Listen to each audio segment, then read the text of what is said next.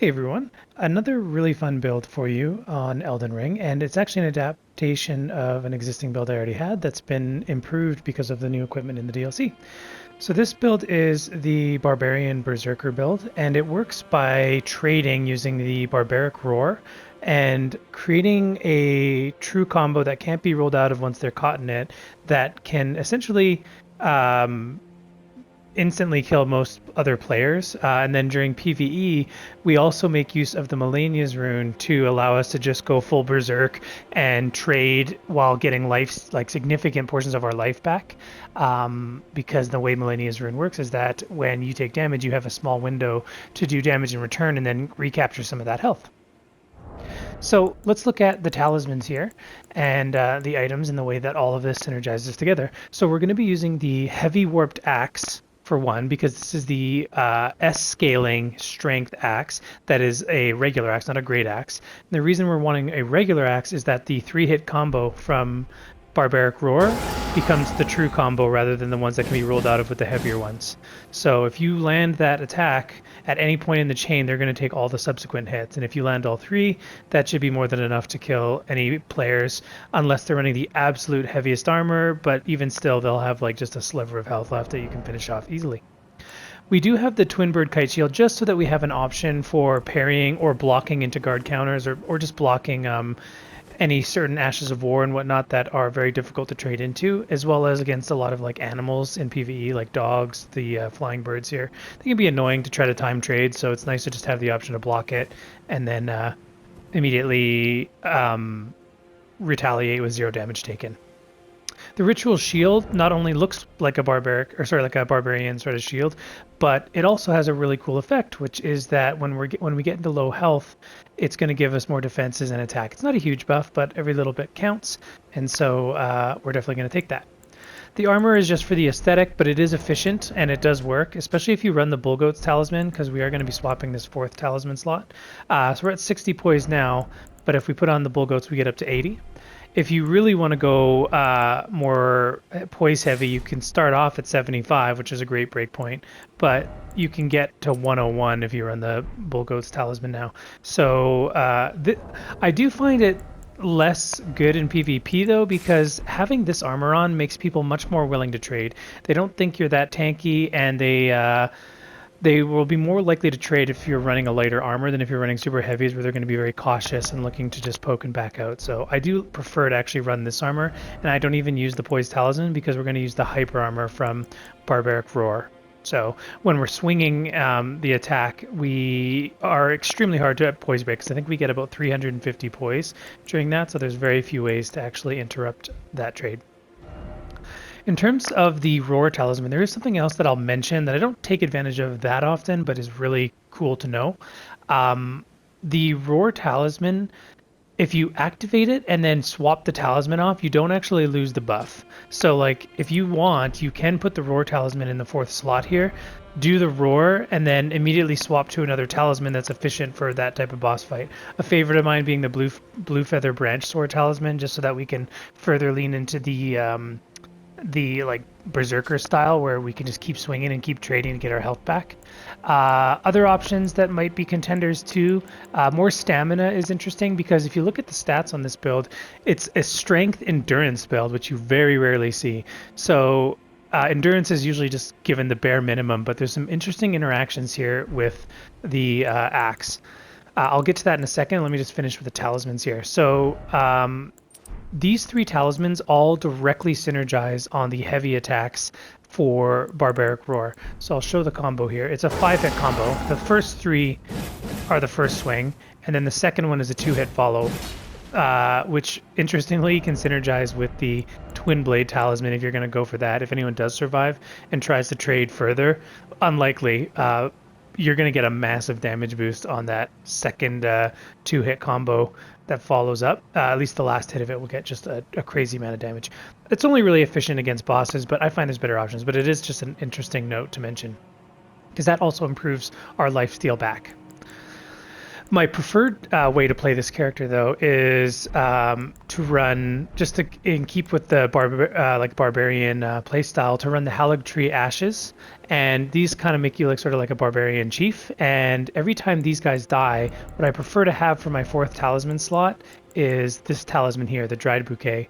So this boosts your attack power every time one of your spirits dies. You can also combine this with the 5 Great Shield ones, but I just think the aesthetic of those more humanoid-looking people is better roleplay. If you do want to go for pure efficiency, though, go the Great Shield ones, because then you get 5, potentially up to 5 different moments in a boss fight where you get a huge buff to damage. So that's a very fun little synergy to combine with this. If you're just exploring the world, I prefer to run the Taker's Cameo. This will allow you to lifesteal even more every time you kill troops, and you'll just be constantly regenerating health at the end of each interaction, and you can just go full aggression, trading wildly, even to some pretty powerful enemies, which I'll show a clip of right after this. In terms of buffs, we have Flame Grant Me Strength, obviously. That one's a no-brainer. It's worth noting that Barbaric Roar is a weapon buff, so you can't use weapon buffs like Greases unless you're willing to give up the Barbaric Roar. So like if you're trying to save mana, sure, you can run Greases. Or if you feel like a particular fight is better served by having Bleed, that's why I have Bloodflame Blade on here, rather than just flat damage. And then other than that, we just run very basic protection incantations and Bestial Vitality and a base heal, just to give us more survivability. Because we are a trading build, it is nice to have the option for giving up our body buff Flame Grant Me Strength for specific protections. And against certain boss fights, we could also look at adding on defensive talisman here if we so choose, if it's more beneficial. Wondrous Physic, obviously stacking again the charged attack power cracked here. Keep in mind that in order to get the value out of this and the talisman that does charge attacks, you do need to fully charge it. And so you do want to be trying to look for those fully charged trades whenever you get a chance, and it'll give you the massive buff that way. Opaline Hardtear just helps us with trading more efficiently again and keeping our life up. It is, anytime you're two-handing a weapon though, and I am really guilty of this already, I love the deflecting Hardtear. I just really I don't want to get all my builds that are new to be centered around it, so I had to come up with this to break away from that habit before it becomes set in stone. Anyways, the Opaline Hardtear just is going to boost your defenses substantially, and again, further efficient trading whenever we're fighting bosses or just mobs in general. Should probably mention too that this is a level 137 build. You can run it as a 125 and just trade off some points in endurance, and then that way you can invade at a bit lower levels. 137 allows us to invade both 125 and 150 players though, which is the two different like most common meta levels.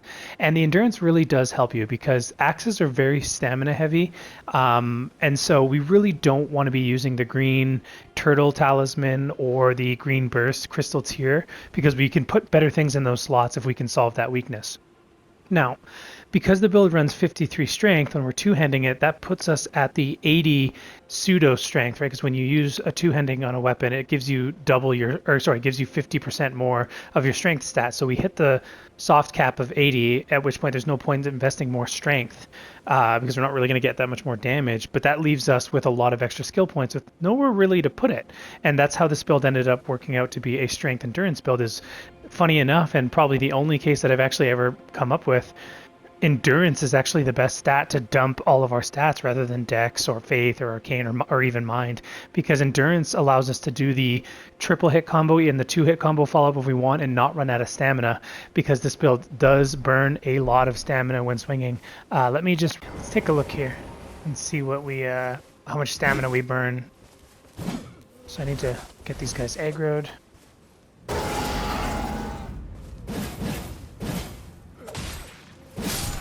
So you can see how much stamina I use there. If I was running like the 125 version of the build, you'll have just enough left to have like a roll at the end, which is really handy.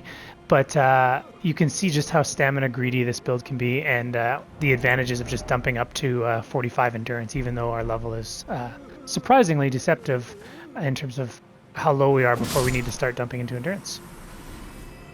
This is more of a PvP aspect, by the way, when you're trying to like invade or fight invaders or acting as a hunter, or in the arena, that's typically when you tend to see your stamina race much more applicable. because if the other person runs out of stamina, that's when you can actually end up trading or just getting a free hit in. And that is something we want to do. We want to be really aggressive and like constantly be pressuring them and trying to make them bleed all their stamina so that we can get either an uncharged version of our 3-hit combo or just like rolling lights. You do a ton of damage with this build, so there isn't going to be too much issue with using light attacks. Yes, we won't get the axe talisman or the roar medallion, but we are getting the two-handed one.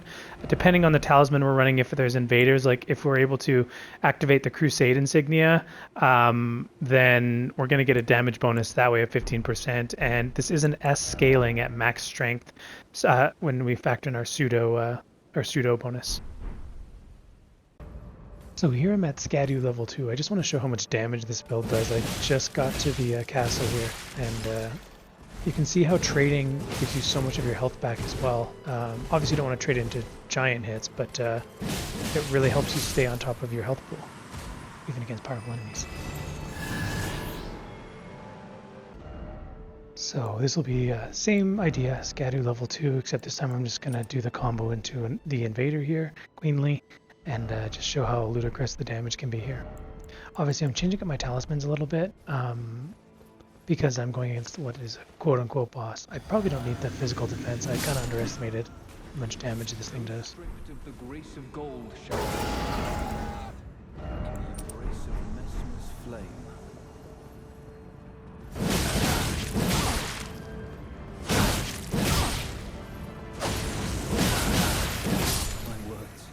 Graceless heathen, thou shalt not evade.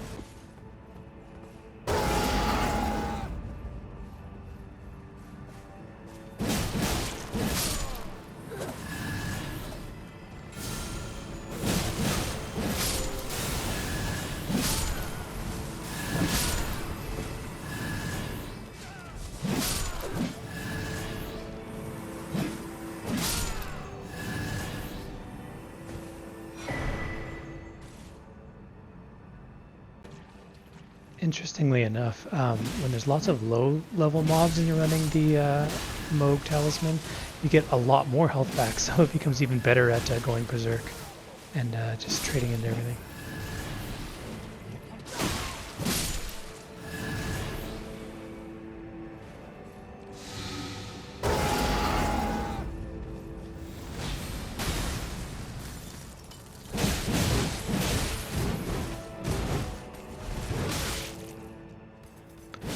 That'll be it for the PvE stuff. Let's jump into some invasions and change up the build. Some of it I'll do with the Veteran's Armor, some I'll do with my aesthetic view here, the armor there. So a really good trick is to try to position the host and the supporting hero in front of you with the like whoever you want to target slightly adjacent, like to the side a bit, and then you focus on the person straight in front of you while you and wait for the other person to look like they're ready to go in for an attack, like they're close enough and they feel safe at their position. And then what you're going to do is you're going to start the charge attack facing the host, baiting the other person in, and then switching targets right as they run in for their attack. And yeah, they will, more often than not, they will think they have an opening, but nada. It's all just a trick. Alright, there's somebody right on the right there. Okay, there's probably another one. Nope, only two.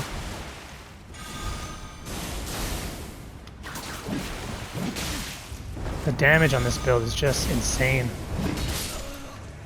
Okay, let's go, bud. Yeah, I can trade into that whip all day. Come on, I got more stamina than you. That's the other thing too, is when they start panic rolling and you can sprint, you're gonna, with this, instead going for the pool instead of the stamina regen means you can usually outlast anyone's stamina bar and just get super in their face, make them panic roll. Plenty of attempts to go for roll punishes.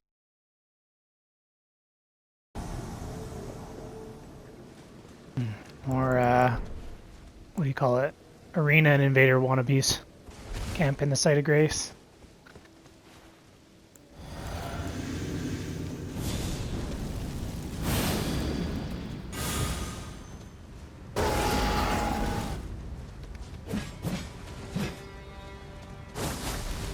Oh, I should parry that.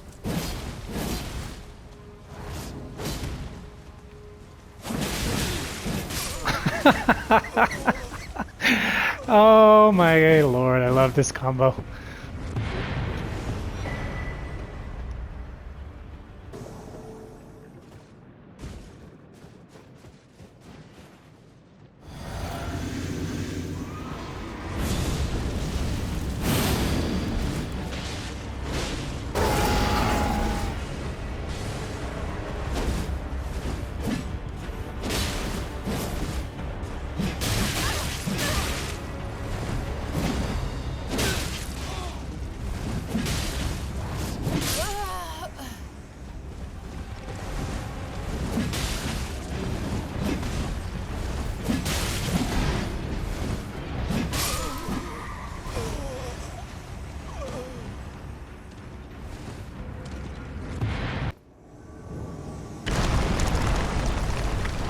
That was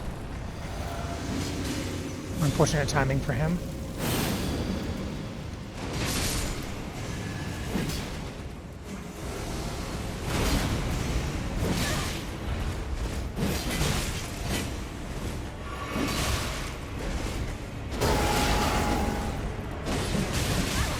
Got the trade, yeah, so you don't have to do the fully charged for unless they're really heavy.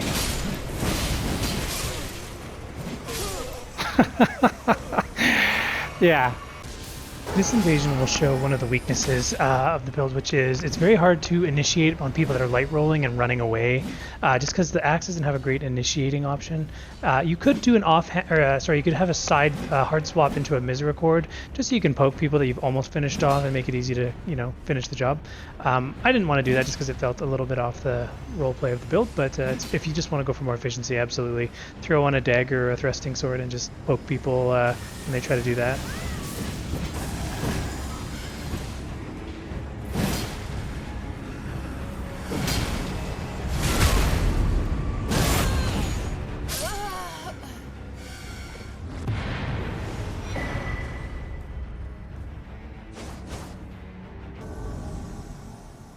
Another invasion with the same issue, just the lack of initiating weapon, or the moveset just doesn't have a good initiating attack when people are playing passive. The other thing is range too. The axe has really bad range, so both those problems can be solved by having a hard swap to a thrusting sword or a dagger or something that is really good at chipping people who are just not initiating on you.